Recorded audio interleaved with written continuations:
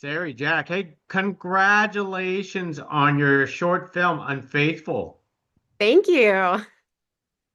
More of a congratulations. It's being showcased at Dances with Films Festival this year, one of the most prestigious film festivals around the world.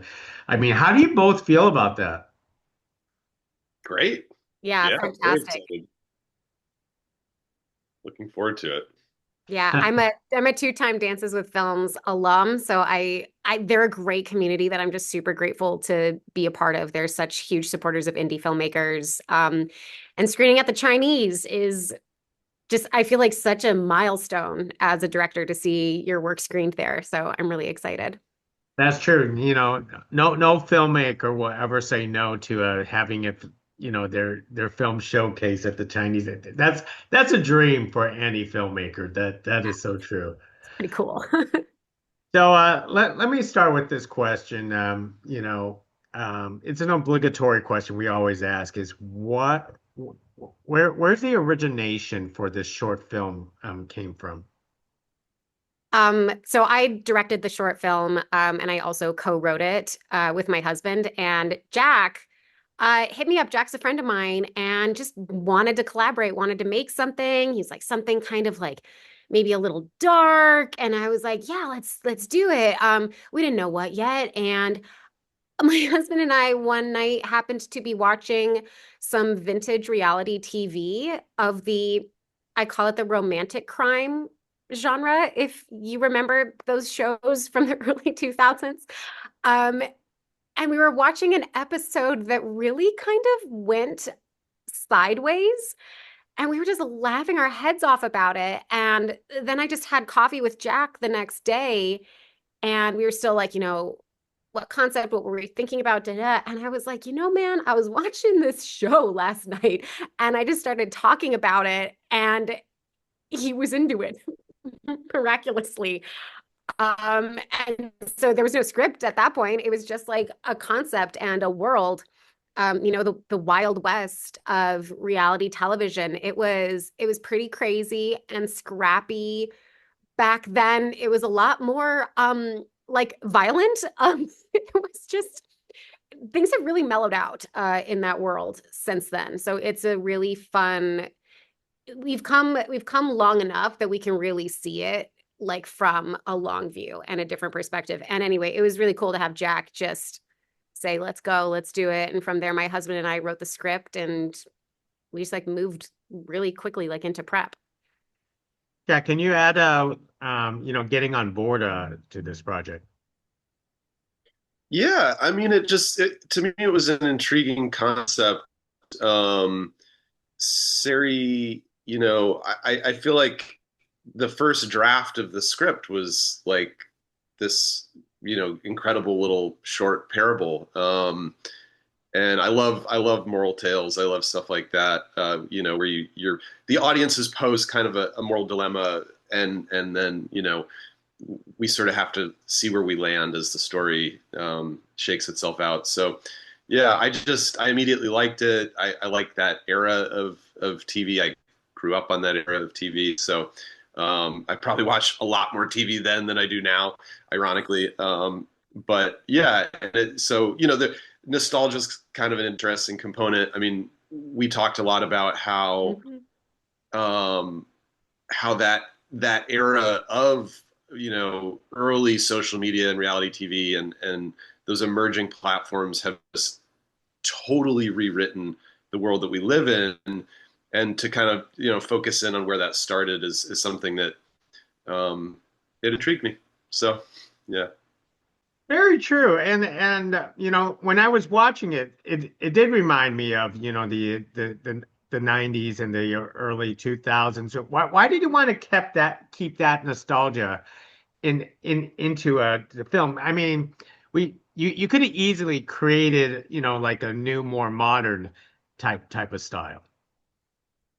I guess I thought it was funnier. It was just, it was such a wacky time to be alive and to just sort of like echo what Jack said. It was this real inflection point. So the short film is set in the year 2007. That's the year that the iPhone came out.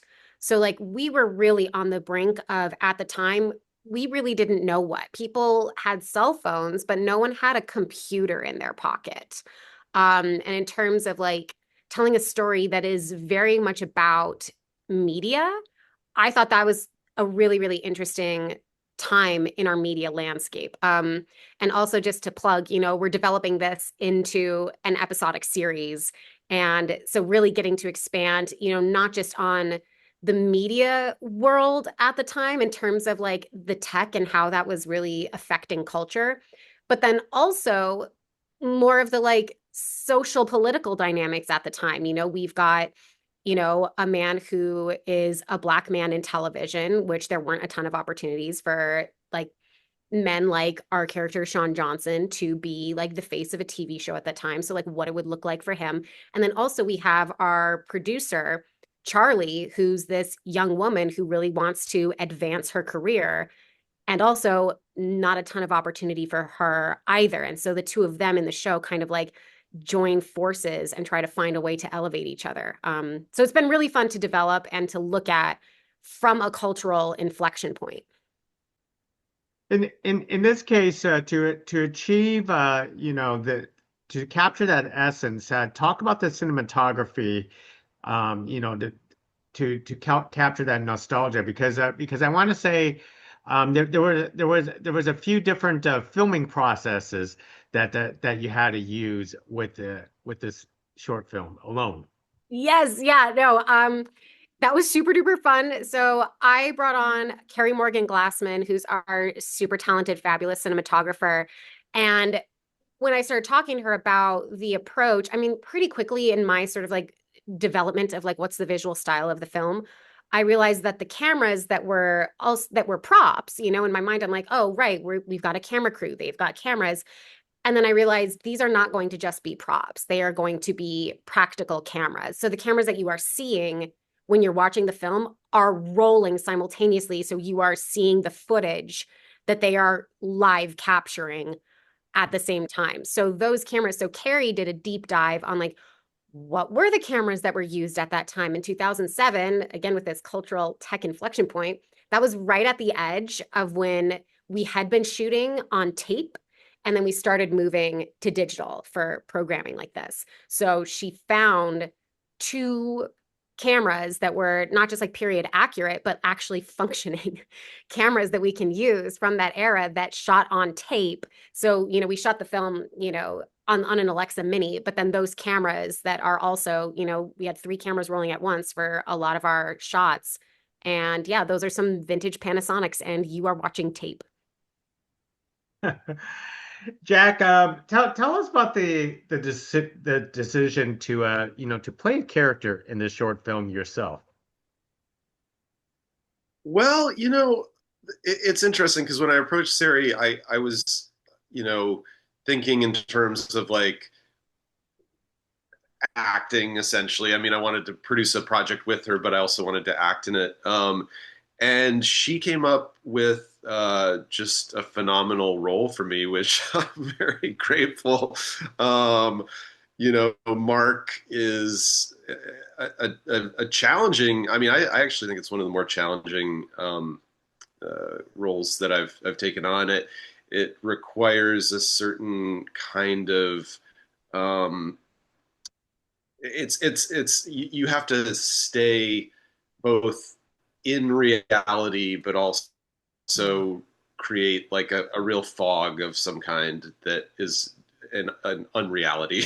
And that's as an actor, that's a really powerful challenge. I think characters with what we might call mental illness are uh, you know important. It's important to talk about and to have as talking points in films, just because I think that a lot of people struggle with different mental issues and they never get to talk about it. And so I think with Mark, looking at someone who has given up on his dreams and has lapsed into some pretty crazy behavior, um, it's cathartic for someone who hopefully will not go that direction. Um, yeah. Just to also quickly compliment Jack on his performance, the order of having to already play this like guy who sort of lives on the extremes, but then on top of that is has these moments where he is on camera being interviewed. So it's like not only is he this guy, but it's like, but then how is this guy choosing to prevent himself when he knows he's being filmed? So in some ways, it's kind of like a performance on top of a performance. And I thought Jack handled that with such nuance and so beautifully and interestingly. I mean, the amount of, because, we had a good handful of takes at multiple angles, and it was like, it was so hard to even like choose favorites. He was just so, just kind of like so full of inner life, so interesting and fantastic. So I just wanted to like compliment you on like the sort of mental gymnastics that you did in order to pull that off. Oh, thank you. Yeah, I'm proud as well. Yeah, thank you very much. I mean, to enhance an eccentric character like this, you also have to create a, I want to say, a colorful look into this character. So Jack, tell us about you know transforming into Mark in this case. Yeah, I it's an interesting kind of perspective to inhabit because when I was younger, I was a record dealer, and a lot of what I did is I would track down these artists who had made a forgotten LP, in the '70s or '80s or whatever, and so a lot of those people have these dreams that were just dashed, and when I would, find them and contact them, I was like the first person who talked to them about their music since the '70s, and the way that their personalities had taken shape since that making that album could be, very diverse from totally delusional to grounded and sort of earthy and like, oh, thanks for taking an interest, and I dealt with the full spectrum. And so when Seri wanted to write Mark as a musician, I actually don't even know if she knew that part of my past, which is very interesting to me, her intuition, because it's like I kind of got to inhabit someone like these artists who I've done historical digging, and so yeah, it's something that I really look at it as like when you have passion as an artist and the world somehow, well, it's a combination of the world not showing up for you but also you having a fundamentally difficult personality. There's some magical mixture in the middle, and that's Mark, and I think that we can all relate to that to some extent, and it's something that I cherish the challenge of taking that on. And Sarah, you mentioned earlier that that this was your longer game is to make this into like an episodic series because I kind of caught that while watching it because I was like Sean's on the phone and it didn't seem like you kind of wrapped up that story, so you kind of like left it open ended in its own way. So tell me about the long game here, the long term plan for Unfaithful. Totally. I will say this. This is maybe a bit of a personal taste with short films. So we fully wrote and shot that short film, and then we were in post. And then I was walking the dog with my husband, and I was like, I think this could be like a TV show, like a full blown TV show. So like the kind of open-endedness, I like it's my theory that I like it when short films ask questions instead of give answers. Um, and it's 9 minutes long. And for God's sake, how am I supposed to build a world and wrap it up, and put a bow on it, So I like just sort of like inviting you into something and then letting your imagination kind of like fill in the blanks. I think that's a really fun way as an audience member to sort of feel like you're participating in the story as well. I mean, I believe that about cinema in general, that like the last collaborator is the audience. But yeah, I realized that there was this sort of inherent sort of procedural element to what we could build here. It's like each episode could be like a new episode of the reality show. So like each episode it's like, okay, who are we investigating this week? Like what's going on here? So like while we're going to have this like really fun, character development with like the people who create the show. The sort of like fun and games of like what they're up to every single episode is going to be like making this show. So that's the shape that we see this show taking as like a half hour dark comedy, semi-procedural show. Well said. Well, that's a great plan. And talk about the rest of the cast for this because I know it is kind of centered around Ronald playing Sean in this case. Yeah, he's fabulous. I know Ron and I know Amy. They're already people who are just sort of like in my circle. And also my taste, and especially for this short, which like there's so much of it that's like really truly wacky. And I've been so grateful to, Jack as my collaborator to just have the green light to get weird on like a lot of the editing, a lot of like just the way that this world is built out.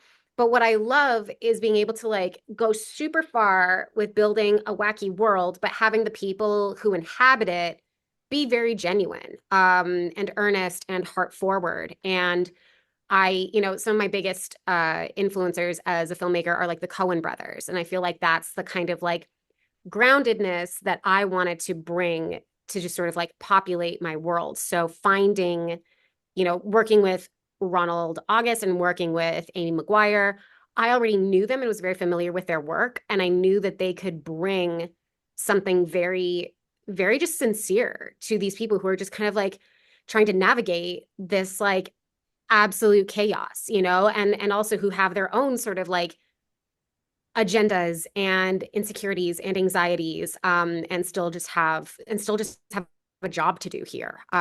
So I'm lucky. I've lived in LA for a very long time. I know a lot of actors. No shortage of talent. And I was lucky to just sort of know the right people, and they said yes. So I came together really well. That's true. I guess you could throw a rock in the air in LA and you'll hit an actor, but it's about finding the right actors for for your project. Yeah. And for you, Jack, tell us about your lovely singing voice at the end of this. It's funny. That's lip sync. Or well, guitar sync. That is one of my best childhood friends, actually. Eldon Kelly, who is a very talented musician, does not usually do that style of country folk. He's a highly accomplished jazz guitarist and also classical guitar. We just reached out. We thought maybe he would be interested. He did a great job. Otha wrote the lyrics, and it just sort of fit together, hand in glove. So yeah, I love that song. I want to get it on Spotify, and yeah, we're working on getting a higher quality master of it for Spotify. So yeah. That's true. If only he knew someone who used to produce records, right? Yeah, I know, right? Yeah, it's very true. Yeah. Well, let me wrap it up with one last question, and I'll throw it to you, Sari, because you know at the beginning you said that this was all sparked because you saw an episode back then, and now I'm curious, what went wrong in that episode that you actually watched? Okay, so a lot of similar elements here. It's like, the show starts where we're investigating, or we're interviewing this like really sad, brokenhearted man who's just sort of like, my wife just took off, and I think there's been some emails that I've seen, and I'm just worried that she's found another guy. And there's sort of like, okay, well, we're gonna get to the bottom of this, and it all just seems like he just seems like this kind of like maybe sort of nerdy, but like you feel bad for him guy. And then they get to, the showdown, if you will, and they're knocking on the door, and where this woman is. I guess I should back up and say, when they're in doing the investigation, they show that she is indeed with another man, but the other man is doing things like picking up her children from school and visiting her mother. And then all of a sudden, I'm like, is this man the husband? Like it all started seeming like a little fishy when they were like digging in. So then, yeah, cut to they're knocking on her door where she's staying with this man, and she won't come to the door. And then she calls the cops. Oh.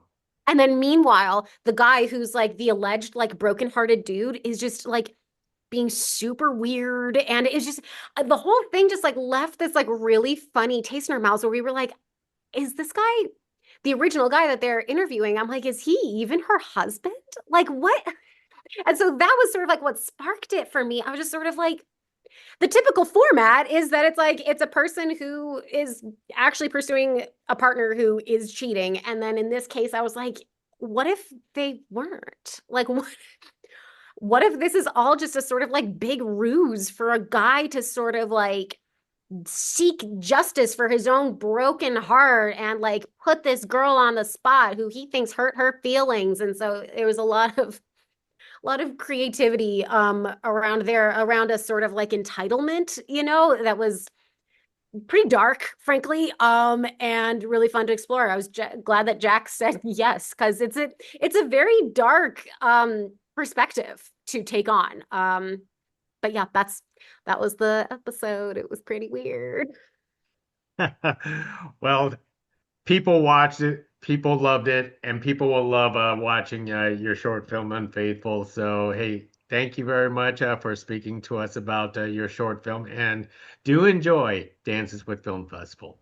We Thank will.